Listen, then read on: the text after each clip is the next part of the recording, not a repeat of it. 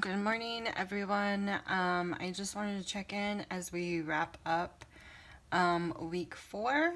I am in the process of.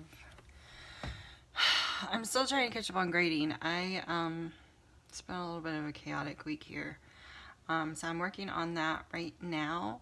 Some of you are having a hard time with your reader responses. You need to discuss all of the readings. St. Martin's, Bedford. You need to make sure that you include all of the readings in your reader response. The other issue that a couple of you are having is not putting your name or the date on your assignments, and you need to do that too.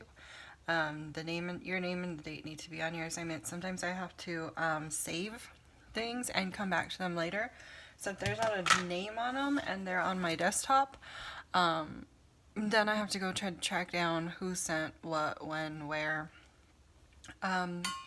Also, if you are submitting corrected work or late work after the due date, if we've already discussed it and I have agreed to accept it, send it via Canvas email, because then I have everything in one place. If you send it to my Gmail email address, I get as I'm sure most of you do, like 900 emails a day, so sometimes they don't always make it to where they need to be.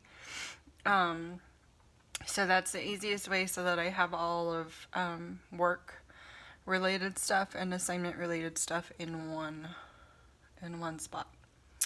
This week you should be working on your first draft of your narrative essay.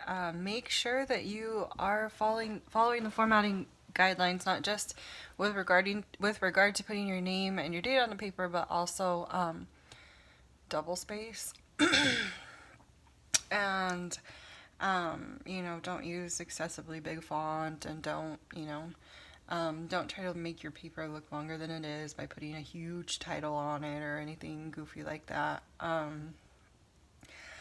On that note, some of you, in your reader responses, you're not writing essays. I'm getting like huge blocks of text.